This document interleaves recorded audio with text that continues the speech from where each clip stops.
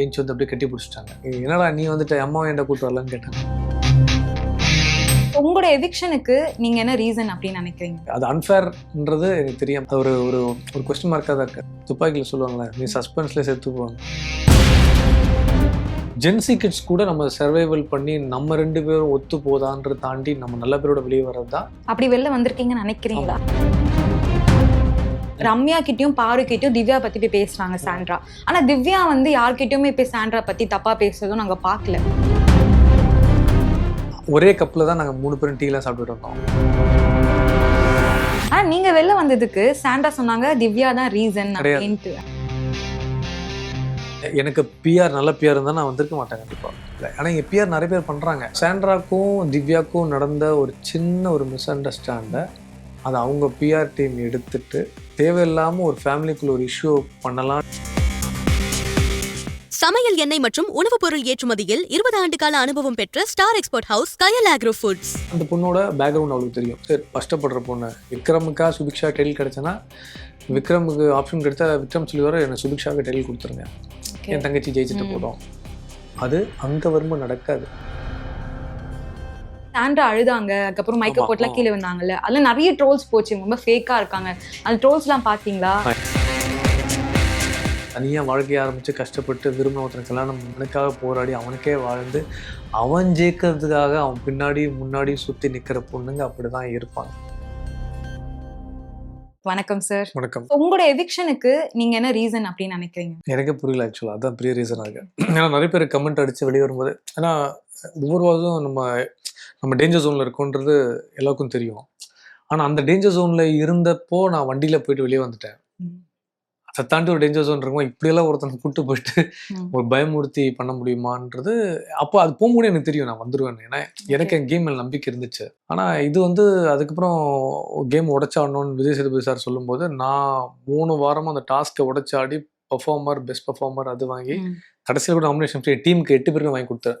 ஆனால் நான் நாமினே வெளியே வந்துட்டேன். Final it's a game. யாரை குறை சொல்கிறது எனக்கு இன்னும் தெரியல.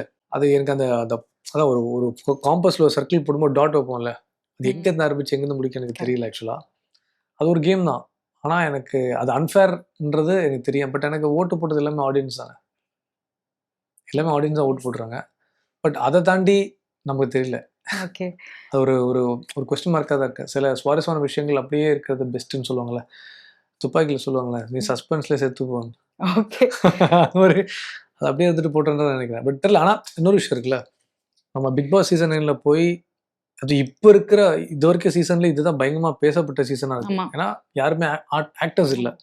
நானு, கமருதீனோ, திவ்யாவோ, அமித், ஒரு சில பேர் தான்.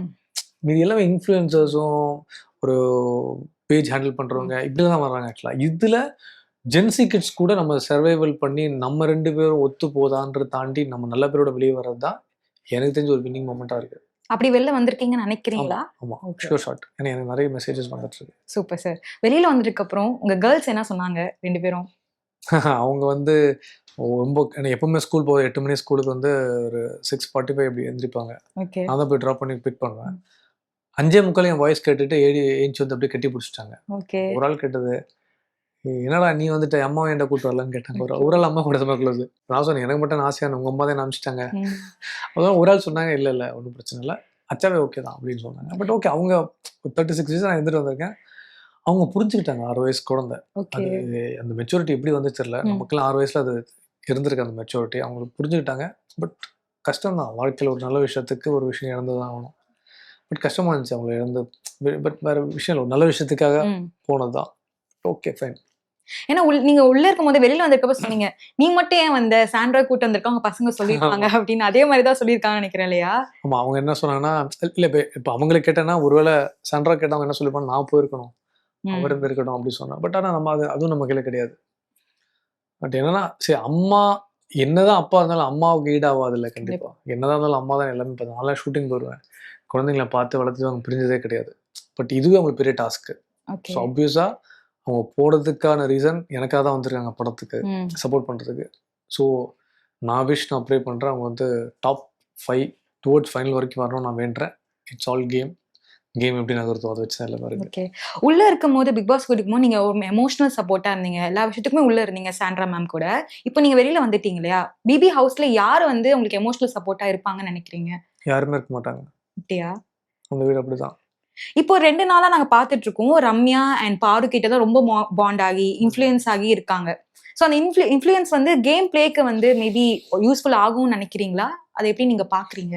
இல்ல இப்போ வந்து நீ என்ன இன்ஃப்ளூயன்ஸா கேம் ஆடுறோம், அங்க நிறைய பேர் வந்து ஒரு 5 பேரா 6 பேரா தான் கேம் ஆடுறாங்க எல்லாருமே நிறைய பேர்.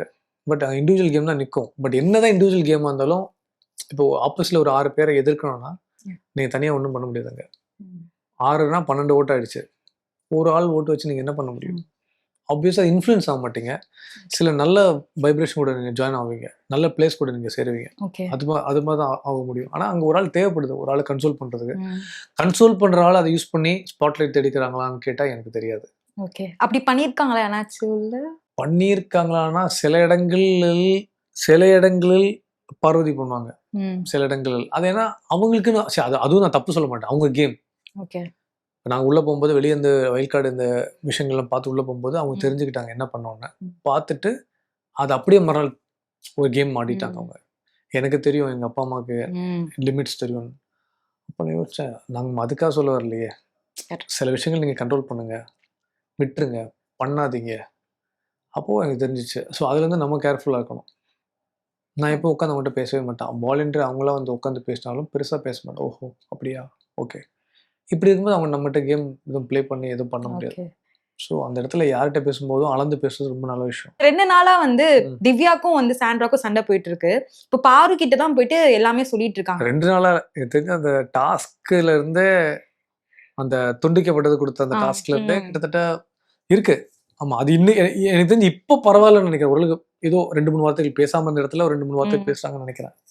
கம்ப்ளீட்டா பேசாம இருந்ததில்ல. நான் கூட ஏதோ டெலிகாஸ்ட் பார்க்கும்போது ஏதோ 2-3 வார்த்தை ஏதோ கேட்க போனாங்க. ஆமா ஆமா நான் வரேன் நீ போ அப்படின்னு சொன்னாங்க. ஸோ அதனால வந்து பிரச்சனை பட்டு நீங்க சொல்லுங்க எது கேட்டீங்க. அதான் சண்டைக்கு அப்புறமா ரம்யா கிட்டயும் பாரு கிட்டயும் திவ்யா பத்தி போய் பேசுறாங்க சாண்ட்ரா. ஆனா திவ்யா வந்து யார்கிட்டயுமே போய் சாண்ட்ரா பத்தி தப்பா பேசுறதும் நாங்க பாக்கல.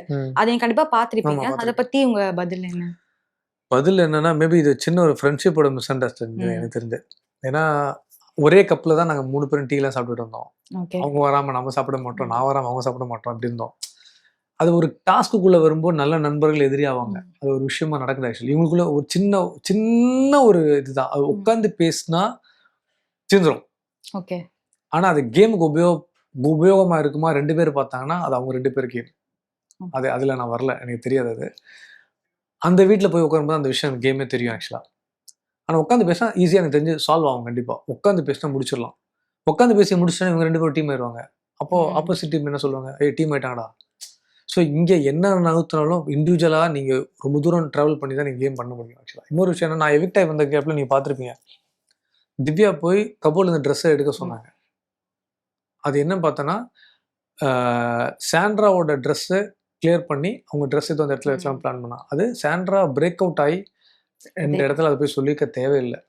சரி அதுவே அவங்க சொல்லியிருந்தா கூட அதை எடுத்து சாண்ட்ரா எடுத்து கட்டில் மேலே போட்டாங்க. கட்டில் மேலே போட்ட ட்ரெஸ்ஸை நான் மடக்கி வைக்கிறேன்னு திருப்பி எதுக்கு அவங்க சொல்லணும்? ஒரு விஷயம் பாயிண்ட். ஓகே அது வாண்டடாக பண்ணியிருக்க மாட்டாங்க. மேபி அது புஷ் ஆன் ஆயிடுச்சு. அது இவங்களுக்கு ட்ரிகர் ஆயிடுச்சு. இதுலேருந்து பிரச்சனை பெருசாகிடுச்சு. ஸோ இதுதான் நடந்துச்சு. மேபி அது போகிற போக்கில் அது சால்வ் ஆகலாம், ஆகாமையும் இருக்கலாம். பெரிய ரிவெஞ்சா மாறலாம். 2 பேரும் கேம் ஆடட்டும். சூப்பர். ஆனா நீங்க வெளில வந்ததுக்கு சாண்ட்ரா சொன்னாங்க திவ்யா தான் ரீசன் அப்படின்ட்டு மாதிரி. சோ அத பத்தி என்னன்னா எனக்கு தெரிஞ்ச அவங்க வந்து நான் போகும்போது நீயே எவிக்ட் ஆன கொஞ்சம் யோசிச்சு பாரு, உனக்கு வெளியே போகும்போது புரியுன்ற ஒரு இடத்துல டைனிங் ஹாலில் கிச்சன் ஏரியாவில் சொல்லியிருப்பாங்க என்கிட்ட. அப்போ நானும் உட்காந்தது நான் என்னெல்லாமே யோசிக்கிறேன். எனக்கு யோசிக்க ஒன்றும் இல்லை, நான் தப்பு பண்ணல. என்ன யோசிக்க விஜய் சேதுபதி சார்கிட்ட பேசும்போது 2 பேரும் 1-1 வச்சேன். அதுக்கப்புறம் 3 வாரம் கழிச்சு தான் இது நடக்குது. அது அப்படி வந்து கேரி ஃபார்வர்ட் ஆகாது ஒரு எவிக்ஷன். அப்போ நான் ஆடின எல்லா கேமும் நல்லா இருந்திருக்கு. பெஸ்ட் பிளேயர், பெஸ்ட் டீச்சர், ஒரு நாமினேஷன் ஒரு குரூப்பே காப்பாற்றி விட்டுருக்கேன். எனக்கு அது இன்னைக்கு வரைக்கும் அது என்னன்னு புரியல. நீ யோசிச்சு பாரு. ஆனால் நான் எவிக்ட் ஆகுது அவங்க காரணம் கிடையாது. ஷுவர் ஷாட்டாக கிடையாது. பட் அவங்க சொன்ன வந்ததும் வேற விஷயமா இருந்திருக்கலாம். மேபி முன்கோவப்பட்டிருக்கலாம் நீ, அது கேரி ஃபார்வர்ட் ஆகி. அப்படி பார்த்தாலும் நான் கேம் ஆடி இருக்கேனே, அது எனக்கு இன்னும் தெரில. மேபி அவள் வெளியே வந்தால் தான் நான் கேட்க முடியும், ஏன் அதை சொன்னேன் நான் கேட்டது தெரிஞ்ச முடியும். அதாவது எனக்கு ஒன்றும் புரியல. ஓகே. நீங்க நெறைய விஷயம் அப்சர்வ் பண்றீங்க. இப்போ வீக்கெண்ட் டாஸ்க் வந்தாலும், வீக்கெண்ட்ல வந்து விஜய் சேதுபதி பேசினாலும், சில விஷயங்கள் நோட் பண்ணி அது உங்க கேம் பிளேல வந்து இது பண்றீங்க. சோ உங்களுடைய கண்ணோட்டத்துல யார் வந்து டாப் 3ல வருவா? அது ஏன் வருவாங்க அப்படின்னு நினைக்கிறீங்க? டாப் 3 இல்ல டாப் 3 நான் சொல்றேன்னா, இப்போ என்ன சொல்றது? பிக் பாஸ் பொறுத்தவரைக்கும் என்னன்னா, ஃபர்ஸ்ட் ஹாஃப் நெகட்டிவ் வந்தா செகண்ட் ஹாஃப் வந்து பாசிட்டிவ் ஆயிரும். மாறிரும். ஃபர்ஸ்ட் ஹாஃப் பாசிட்டிவ் வந்தா செகண்ட் ஹாஃப் வந்து நெகட்டிவா மாறிரும். ஏன்னா ஓகே. 21 நாளுக்கு மேல யாராலும் நடிக்க முடியாது அந்த வீட்ல. ம். அப்படியே நடிச்சாலும் அவன் அவ்வளோ பேர் நடிக்கிறான். யாராலையும் நம்ம ஒரு ஷேடு வெளியே வந்துருங்க எப்படியும். அதை மாற்ற முடியாது. எனக்கு தெரிஞ்சு டைட்டில் யார் அடிக்கிறேன்னு கேட்டாலும் கூட சொல்ல முடியாது. டாப் 5, 6 கேட்டால் கூட என்னால் சொல்ல முடியும். டாப் 3 ரொம்ப கஷ்டம். சரி, ஓகே. டாப் லெஃப்ட் ரைட் யார் கேட்டாலும் என்னால் சொல்ல முடியாது. ஏன்னா அது யாராலும் சொல்ல முடியாது எனக்கு தெரிஞ்சு. கரெக்ட் தான். டாப் 5 கேட்டா 5, 6 நான் சொல்லிடுவேன் எனக்கு தெரிஞ்சு. விக்ரம், பார்வதி, சபரி, சாண்ட்ரா, திவ்யா, மேபி யாரோ ஒருத்தர் இருக்கலாம். ஓகே. மேபி சுபிக்ஷாவா இருக்கலாம். எனக்கு கன்ஃபார்மாக தெரியல. டவுட் இருக்கு எனக்கு. ஏன்னா இவங்க 6 பேர் வரலாம். ம். இது இல்லாம ஒரு 6, 7 பேர் இருக்காங்க. அவங்களாம் வந்ததுக்கு அப்புறம் தான் நானே வெளியே வந்திருக்கணும். ஸோ அவங்களும் உள்ள இருக்காங்க. அதனால வந்து எனக்கு அதை கணிக்கவே முடியல ஆக்சுவலா. இப்போ இதுல எப்படி வேணா ஓட்டிங் மாறும். இதுல சில சில பாயிண்ட்ஸை ஸ்ட்ராங்கா வச்சு ஒருவேளை டாஸ்கை தப்பா ஆடி யாரை கோவத்துக்கு தூண்டுதல சில வார்த்தைகள் தெரியாம டென்ஷனை பயன்படுத்திட்டாங்கன்னா அன்னைக்கு அவங்க அவுட்டு. ஓகே. ஏன்னா நெருக்குது. ம். இப்போ டபுள் எவிக்ஷன் வேற வரப்போகுது ம். அடுத்த வாரத்துல இருந்து. இப்போ டபுள் எவிக்ஷன் வரும்போது 2 வருவாங்க. அந்த 2 பேர் யாருன்னு உங்களால கணிக்க முடியாது. ஏன்னா பெரிய எக்ஸாம்பிள் பிரவீன்லாம் நல்ல பிளேயர் வெளியே போனது. அடுத்து பெரிய அதிர்ச்சியா இருந்துச்சு. இப்போ நான் வெளியே வந்துட்டேன். அது என்னாலே தாங்க முடியல. ஏன் ரீசன் தெரிஞ்சா நமக்கு சூப்பர். Okay Okay. அப்போ இதான் ரீசனா? ஓகே. ரீசனே தெரியாம 2 பேர் வெளியே போகும்போது இன்னைக்கு இருக்க நிலைமையில யார் வேணா எப்படி வேணா விட்டாலாம். ஓகே. சொல்ல முடியாது அது. அதுதான் கேம். பிஆர் அப்படின்ற ஒரு கேம் வந்து இப்ப எல்லாருமே பேசிட்டு இருக்காங்க. பயங்கரமா போயிட்டு ஆமா. இருக்கு. இந்த உள்ள சாண்ட்ராவும் சொன்னாங்க, என்கிட்ட காசு இருந்திருந்தா நாங்க பிஆர் வச்சிருப்போம் அப்படின்னு. எந்த விதத்துல உங்களுக்கு வந்து ஓகே ஒரு பேக் ஓகே நம்ம இதனால வந்து வெளியில வந்துட்டோம் அப்படின்னு உங்களுக்கு ஏதாவது தோணிருக்கா? நம்மளா? நீங்க இல்ல பிஆர் வச்சு இல்ல நான் என்ன சொல்றேன்னா, ஒருவேளை எனக்கு பிஆர் நல்ல பிஆர் இருந்தா நான் வந்திருக்க மாட்டேன் கண்டிப்பா. அது ஷுவர் ஷாட்டா நான் எழுதி கூட சொல்லுவேன். 100% வாய்ப்பே இல்லை. ஆனா இங்க பிஆர் நிறைய பேர் பண்றாங்க. அது என்னன்னா இவங்க நான் பாயிண்ட் அவுட் பண்ண விருப்பப்படல. இப்போ ஆரம்பத்துல இருந்து நீங்க ஒண்ணும் இல்லை சும்மா எடுத்து பாருங்க. 35 டேஸா நான் வைல்ட் கார்டில் போகும்போது 35 டேஸா ஒரு கேம் போயிட்டு இருக்கு. அந்த கேம்ல எல்லார் பேரும் வந்துட்டு இருந்திருக்கு. ஸோ இப்போ இந்த ஓட்டிங்ல சம்பந்தமே இல்லாம வைல்ட் கார்டில் வந்தவங்க டாப் ரேங்கிங்ல 2வது இடத்துக்கு வராங்க. அது பாசிபிலிட்டி இல்லை. அது நான் யாரை சொல்றேன் உங்களுக்கு தெரிஞ்சிருக்கும். ஸோ கூட இருந்த ஒருத்தரும் எவிக்ட் ஆவாங்க நினைச்சேன். ஆனா அதுக்கு பாசிபிலிட்டிஸ் அதிகமா இருந்திருக்கு என்னோட கேமை கம்பேர் பண்ணா. ஆனா அவரும் ஆவலை. ஸோ என் கூட இருந்த 3 பேர்ல நான் ஒருத்தர் நினைச்சேன், அவரும் ஆவலை. சம்பந்தமே இல்லாம நான் ஆனேன். ஏன்னா அதுக்கு பதில் உங்ககிட்ட இருக்கு. ஸோ இன்னைக்கு பிஆர் வந்து ஒரு பெரிய பிளே பண்ணுதுங்க. அது யாரும் உடைச்சு பேச மாட்டாங்க. அது இப்போ நம்ம பேசும்போது என்ன நினைப்பாங்க, இவர் தேவையில்லாம இந்த பாயிண்ட் எடுத்து போடுறாரு பிஆர் உடைச்சு. ஆனா இதுதான் ஃபேக்ட். நீங்க எடுத்து பாருங்களேன். ஃபார் எக்ஸாம்பிள் பெருசா சொல்றேன். நான் பார்த்தது எனக்கு திவ்யா மேல எந்த கோபமும் கிடையாது. இன்னைக்கும் எனக்கு அவள் வெளியே வந்தாலும் அந்த ஒரு ரிலேஷன்ஷிப் சிஸ்டர் ரிலேஷன்ஷிப் கண்டிப்பா இருக்கும். அதே சாண்ட்ரா இவங்க பேசதான் போறாங்க. ஆனா சாண்ட்ராக்கும் திவ்யாக்கும் நடந்த ஒரு சின்ன ஒரு மிஸ் அண்டர்ஸ்டாண்டை அதை அவங்க பிஆர் டீம் எடுத்துட்டு அதை வந்து தேவையில்லாம ஒரு ஃபேமிலிக்குள்ள ஒரு இஷ்யூ பண்ணலாம்னு நினைச்சு முயற்சி பண்ணா நடக்காது. ஓகே. சத்தியமா நடக்காது. ஏன்னா 20 வருஷம் நாங்கள் நல்லபடியா ரிலேஷன் கொண்டு போறோம். ஆனா அல்பத்தனமான ஒரு விஷயத்த சாண்ட்ரா தப்பா எடுத்துட்டாங்க சொல்லி ட்ரை பண்ணி இவங்களை இறக்கி இவங்களை மிதிச்சு மேலே வர அந்த பிஆர் டீம் பண்ணுது. இது திவ்யாவுக்கு தெரியாது. உள்ள இருந்து சத்தியமா தெரியாது. அப்படி ஒரு விஷயம் நடந்தா திவ்யாவே ஒத்துக்க மாட்டாங்க. ஓகே. ஸோ இதெல்லாம் தான் பிஆர் விஷயம் பண்றது. எங்கேயோ இருந்தவங்க எங்கேயோ இதை மட்டுமே பயன்படுத்தி மேலே கொண்டு வர. இப்படி இவங்க மட்டும் கிடையாது. விக்ரம் சைட்ல நடந்துட்டு இருக்கு. ஏன்னா அவரே ஒரு சேனல் தான் வச்சுட்டு இருக்காரு. வினோத் பண்றாரு. ஸோ அவர் கைத்தட்டல் கிடைக்குது.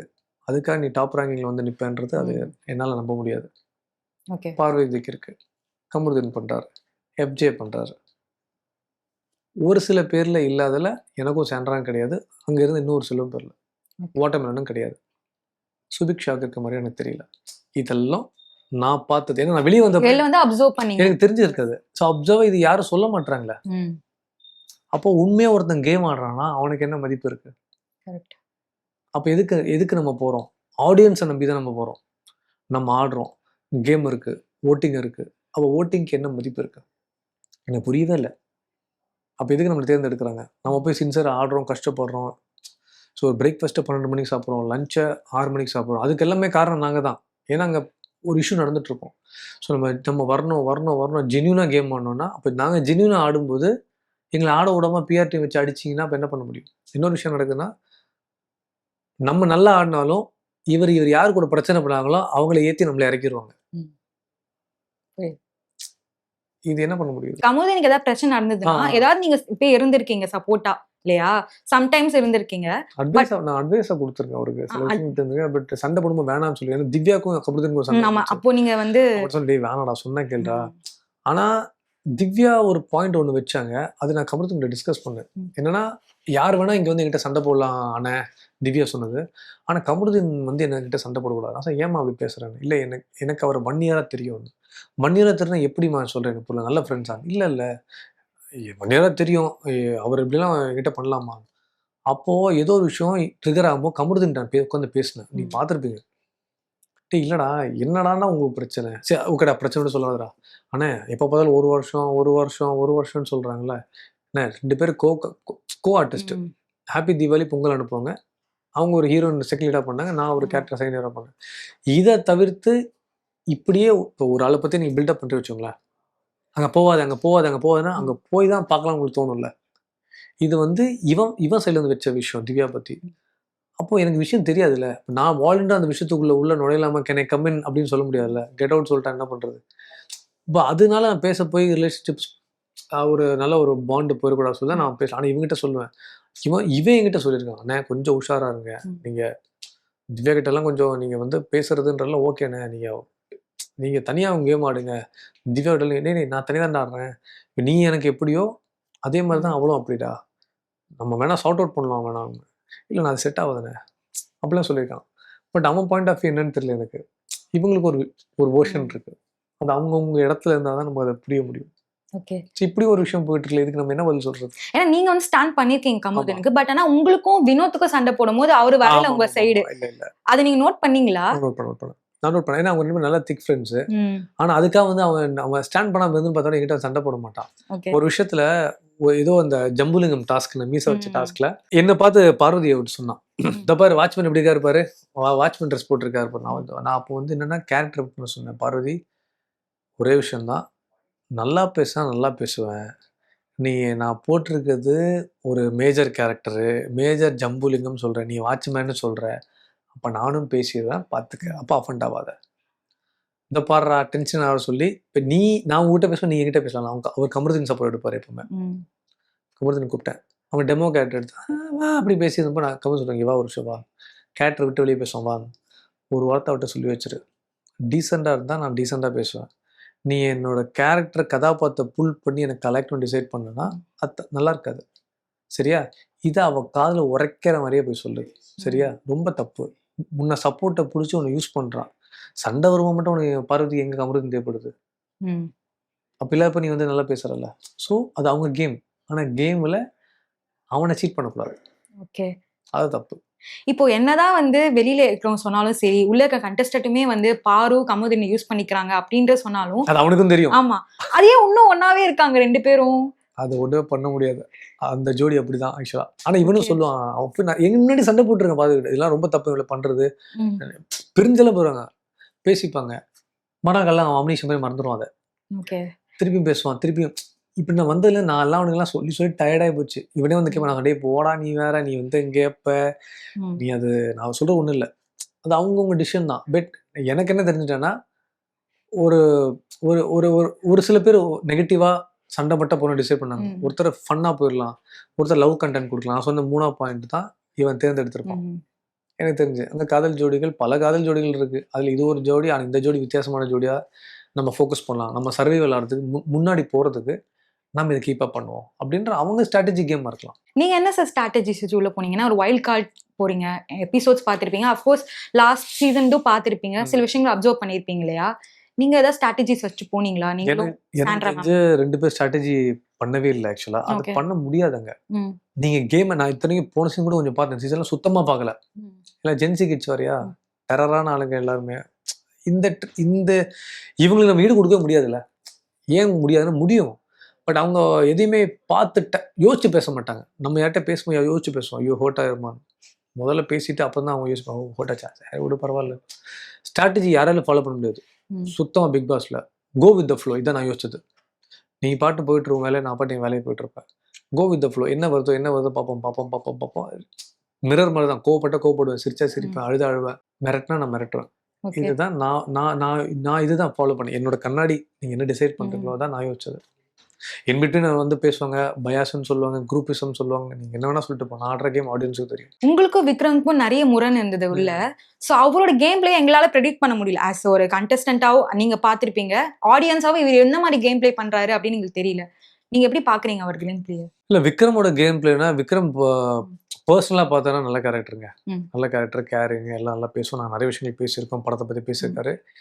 கேமா வரும்போது என்னன்னா, இவரு சுபிக்ஷா பயன்படுத்திட்டு கேம் ஆடலை. அந்த பொண்ணோட பேக்ரவுண்ட் அவளுக்கு தெரியும். சரி கஷ்டப்படுற பொண்ணு இது வந்து இந்த டைட்டில் இப்போ விக்ரமுக்கா சுபிக்ஷா டைட்டில் கிடைச்சேன்னா, விக்ரமுக்கு ஆப்ஷன் கிடைத்தா விக்ரம் சொல்லி வர என்ன சுபிக்ஷாவுக்கு டைட்டில் கொடுத்துருங்க, என் தங்கச்சி ஜெயிச்சுட்டு போடும். அது அங்க வரும்போது நடக்காது. அது சுபிக்ஷாவுக்கு தெரியாது. மேபி நீங்க இங்கே சொல்லலாம், அங்க போனா எங்க அண்ணன் கொடுத்துருங்கன்னு சுபிக்ஷா சொல்ல மாட்டா. அதுக்கு அவ போராடி வந்திருக்கா. அவ ஜெயிச்சா சமுதாயமே ஜெயிக்கணும்னு சொல்றா. ஆனா விக்ரம் கிட்ட என்னன்னா, இனிஷியலா ஒரு கேம் இருந்திருக்கு, மாக் பண்ணி விளையாடுற கேம். அதெல்லாம் வெளியே வந்திருக்கும்னு நினைக்கிறேன். ஏதாவதுனா திவ்யா கிட்ட பண்ணியிருக்காரு, சாண்ட்ரா கிட்ட பண்ணியிருக்காங்க. ஆனா என்கிட்ட அவர் பண்ணல. ஏன் பண்ணனா, ஆண்கள் கிட்ட போகும்போது மாக்கிங் வேற மாதிரி மாறிடும். ஒரு மாதிரி சொல்ற, சர்க்காசமா சொல்றது, அதெல்லாம் இருந்திருக்கு. தப்புன்னு அவர் அக்செப்ட் பண்ணிக்கிட்டாரு. அது எனக்கு தெரிஞ்சு ஒருத்தர் ஹர்ட் ஆகும்போது தெரியும்போது விக்ரம் அது பண்றது இல்லை, நிப்பாட்டிட்டான்னு நினைக்கிறேன். இப்போ எனக்கு அவர் என்ன ரொம்ப ரொம்ப எமோஷனலா அழ ஆரம்பிக்கிறாரு, பண்றாரு, பேசுறாரு. எப்போ அழுறாரு, எப்போ பேசுறாரு எனக்கு ஒண்ணுமே புரிய மாட்டேது. அழுறது கேமா இருக்கா, நிஜமா தான் அழுறாரான்னு கூட எனக்கு தெரியல. Finally game. அழுதாலோ அழ வச்சாலோ என்ன பண்ணாலுமே நம்ம ஜெயிக்கிறதுக்கு நம்ம என்ன வேணா பண்ணலான்றது அந்த வீடு. அதுதான் பிக் பாஸ். ஓகே, இவங்கெல்லாம் எதுக்கு உள்ளே இருக்காங்க அப்படின்னு சில கண்டஸ்டன்ட் உங்க மைண்ட்ல இருக்கும் வந்ததுக்கு அப்புறம்? யாரு சார்?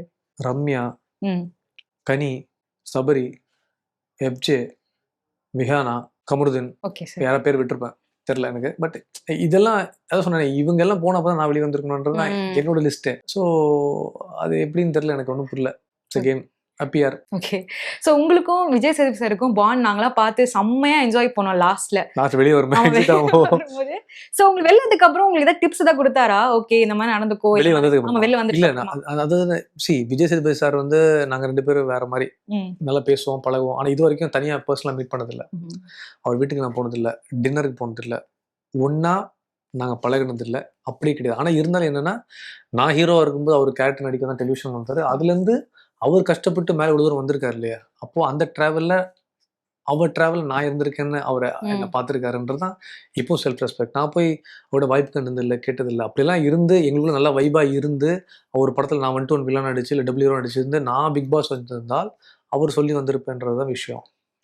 சும்மாவே நான் வண்டியில் வெளியே போனதுக்கே நான் அவரை பேச தான் போனேன்னு சொல்லிட்டு இருக்காங்க. அப்படிலாம் வெளியே சொல்கிறாங்க. அந்த பாண்ட் எப்பவுமே இருக்குது. எப்பவுமே நான் ஒரு படம் போஸ்டருக்கு கேட்பேன், ஒரே மெசேஜ் தான், மச்சான் அப்படிதான் சொல்லுவான், சொல்லுமிச்சு அப்படிதான். அது பார்க்கணும் கூட அவசியம் இல்லை. அந்த ரெஸ்பெக்ட் இருக்குல்ல, அந்த ரெஸ்பெக்ட் கடைசி வரைக்கும் எனக்கு கிடைச்சா போதும். அவர் கொடுக்குறாரு, நானும் அதை மதிக்கிறேன். இதுதான் எங்களுக்குள்ள ரெஸ்பெக்ட். ஏன்னா அவர் நான் பிக் பாஸ் போகிறேன்னு சொன்னால் அவர் தான் மச்சான் சொல்லுவேன். நான் அந்த சகமணிகன் தாண்டி சார் சாரே ஆச்சு என்னடா சாரு. அப்போது அது அவர் உடைக்கும் போது அதை உடைக்க முடியும், நானாக போய் உடைக்க முடியல. அது டோட்டலாக வெளியே வரும்போது அவர் உடைச்ச உடனே மச்சான் சொன்னோன்னே நானும் அது ஒரு ஃபன் மூமெண்ட்டாக கொண்டு போகலான்னு தான் நான் யோசிச்சது. ஏன்னா அது நான் வெளியே வரும்போது அழக்கூடாது, அழுது அவங்க உடைவாங்க. ஸோ அதை ஒரு ஹாப்பியாக கொண்டு போய் தான் அங்கே ஒரு விஷயம் நடந்திருக்கும். ஏன்னா உங்கள் லவ் ஸ்டோரிக்கு நான் தான் ஊருக்காக இதெல்லாம் சொல்லியிருப்பாரு. பட் அது ஜாலியாக இருந்துச்சு எனக்கு தெரிஞ்சு. ஓகே, நீங்க கால வெளில வந்ததுக்கு அப்புறம் சாண்ட்ரா அழுதாங்க, அதுக்கப்புறம் மைக்க போட்டுலாம் கீழே வந்தாங்கல்ல, அதெல்லாம் நிறைய ட்ரோல்ஸ் போச்சு, ரொம்ப ஃபேக்கா இருக்காங்க. அந்த ட்ரோல்ஸ் எல்லாம் பாத்தீங்களா? நான் எல்லாம் பார்த்தேன், எல்லாம் படித்தேன். எனக்கு யார் ட்ரோல் பண்ணாங்க எல்லாருக்கும் மெசேஜ் பண்ணியிருக்கேன். யாரையும் அவாய்ட் பண்ணதில்லை. என்னன்னா தெரிஞ்சவங்களுக்கு தான் அது வந்து வலி, தெரியாதவங்களுக்கு உங்க ட்ராமா. இப்போ இதுவே வந்து ஒருவேளை சாண்ட்ரா எல்லா இடத்துல நிஜமாலே வந்து அவங்களுக்கு பிடிச்ச ஹீரோயினோ இல்லை வேற யாராவது மேபி அவங்க தங்கச்சி இருந்தால் அவங்க வார்த்தை பேச மாட்டாங்க. ஒருவேளை அவங்க அம்மா இருந்தால் கூட பேசியிருக்க மாட்டாங்க. அவங்க அண்ணனாக இருந்தாலும் அவங்க அப்பா இருந்தாலும் பையனாக பேசியிருக்க மாட்டாங்க. அது சாண்ட்ரா ஆகி போயிட்டாங்க. அதனால அந்த வார்த்தை அவங்க நிஜமாலே அழுதா அவங்க அப்படிதான் ஃபெயிண்ட் அவுட் ஆயிடுவாங்க. நான் உள்ள போனேன்ல, என்ன பார்த்தா மயங்கி வந்துட்டாங்களே. ம். அப்போ டாக்டர் கிட்ட போய் 45 மினிட்ஸ் இந்த இன்ஜெக்ஷன் போட்டுட்டு எல்லாம் வந்தாங்க, ட்ரிப்ஸ் ஏற்றிட்டு வந்தேன். அப்போ விஜய் சேதுபதி சார் கேட்டார், என்ன பிரச்சனை இல்லை, ஓகேவா, சென்டர் ஓகேவா, நீங்கள் உள்ளே போகிறீங்களா? வேணாம் சார், ஓகே தான். ம். ஸோ அப்படிதான். ஏன்னா யாருமே இல்லாமல் தனியாக வாழ்க்கைய ஆரம்பித்து கஷ்டப்பட்டு விரும்பின ஒருத்தனை கல்யாணம் பண்ணி குடும்பம் நடத்தி அவனுக்காக போராடி அவனுக்கே வாழ்ந்து அவன் ஜெயிக்கிறதுக்காக அவன் பின்னாடி முன்னாடி சுற்றி நிற்கிற பொண்ணுங்க அப்படி தான் இருப்பாங்க. வாவ், அது சூப்பரா சொன்னீங்க. யாருக்குமே தெரியாது. அது லவ் பண்ணுறவங்க தான் தெரியும், வாழ்ந்தவங்க தான் தெரியும், வாழ்ந்து காட்டுறவங்க தான் தெரியும், வேடிக்கை பார்க்கணும் தெரியாது. ம். அவங்கள ப்ரூவ் பண்ணணும்னு எனக்கு அவசியமும் கிடையாது. அவங்க கேம் பார்க்க தான் போகிறாங்க, இது எங்கேயோ ஒரு இடத்துல போய் முடியும், அப்போ அவங்க புரிஞ்சுப்பாங்க. இதே மாற்றி வாவ் சாண்ட்ரா அப்படின்னு அனுப்புவாங்க. அந்த நாட்கள் வெகு தூரம் இல்லை. அவ்வளோதான். என்ன வேணால் கமெண்ட்டு, ம். இப்போ ஃபிங்கர் பேடில் என்ன வேணால் நீங்கள் அடிக்கலாம், என்ன வேணால் எழுதலாம். ம். Pen is the most powerful weapon. ஆமா. அதே பெண்ணை தப்பாக எழுதுனா மாற்றி ஆஹா சூப்பர்னு எழுதும். கீபேடும் அப்படி தான். ஸோ நம்ம யாரையும் மாற்ற முடியாது. காலம் பதில் சொல்லும். ஓகே சார், இதுக்கப்புறம் நாங்க வந்து ரியல் பிரச்சனை பார்த்தாச்சு. ம். நெக்ஸ்ட் நாங்க வந்து என்னென்ன எக்ஸ்பெக்ட் பண்ணலாம் அவங்க கிட்ட, இந்த மூவிஸ் ஆர் சீரிஸ் அந்த மாதிரி ரியாக்ட் பண்ண போறீங்க? இல்லை, நான் இப்போ இது பண்ணக்கூடாது பண்ணக்கூடாது எப்பவுமே டிசைட் Okay. பண்ணதில்லை. நான் இப்போ ஒரு 4 படங்கள் முடிச்சு வச்சிருக்கேன் லீடா. ஓகே, போகிறதுக்கு முன்னாடியே முடிச்சது தான். சூப்பர். அது இப்போ ஒரு படம் வந்து ராஞ்சான்னு ஒரு படம், அது போலீஸ் ஆஃபீஸராக பண்ணியிருக்கேன். இது வரைக்கும் தமிழ் சினிமாவில் வராத ஒரு நல்ல ஒரு கிளைமேக்ஸும் ஒரு நல்ல மேக்கிங் டீமாக இது இருந்திருக்கு. சீக்ரெட் பிக்சர்ஸ், புது டைரக்டர் தான், சந்தோஷ்னு. அதுக்கப்புறம் வந்து மேஜிக் மஷ்ரூம் ஒரு படம் பண்ணியிருக்கேன், அது லீடாக பண்ணியிருக்கேன். அது ஒரு போலீஸு, பட் 2 வேரியேஷன் இருக்கும் பார்க்குறதுக்கு. அப்புறம் சங்கரலிங்கத்தின் சைக்கிள் வண்டின்னு சொல்லிட்டு சைக்கிளில் பேஸ்டான ஒரு லவ் ஸ்டோரி, நல்லாயிருக்கும். ஒரு வில்லேஜ் வேஷ்டியெல்லாம் Okay. போட்டுட்டு மே ஃப்ரான்சிஸ் எலகன் ஸ்டைலா? ஆ சைக்கிள். அப்படியே மே அழகன் தான். படம் ஃபுல்லாக சைக்கிள் இருக்கும். ஓகே, சூப்பர் சைக்கிள் தான் ஹீரோ. அந்த ஹீரோக்கு நான் ஹீரோ, சூப்பர். இந்த ஹீரோவுக்கு வேற ஒரு ஹீரோயின் இருக்கும். லவ் ஸ்டோரி நல்லா இருக்கும் கதை. ம். அது நான் பண்ணியிருக்கேன். சமூக விரோதின்னு ஒரு படம், அது ஒரு ம். கம்ப்ளீட் ஆக்ஷன் படம். ஸோ 4-5 படங்கள் ரிலீஸ்க்கு இருக்கு. 2 படங்கள் முடிச்சு வச்சிருக்கேன். இப்போ 2 படங்கள். இதுக்கு தான் நான் உள்ளே போனதுக்கே ரீசன், ம். படத்துக்காக தான் உள்ளே போனேன். ஸோ ரொம்ப நல்லா நடந்திருக்கு. 2026 நம்ம வருஷமா இருக்கும்னு நம்புறேன். ஓகே சார், ஹோப் சூன் நாங்க எல்லாரும் உங்களை தியேட்டர்ஸ்ல வந்து பார்க்கிறதுக்கு வெயிட் பண்ணிட்டு இருக்கோம். கண்டிப்பா. Thank you so much. Thank you. Thank you. 20 ஆண்டுகளாக உலக நாடுகளுக்கு உயர்தர சமையல் எண்ணெய் மற்றும் உணவுப் பொருட்கள் ஏற்றுமதியில் இந்திய அரசின் ஸ்டார் எக்ஸ்போர்ட் ஹவுஸ் அங்கீகாரம் பெற்ற கயல் ஆக்ரோ ஃபுட்ஸ்.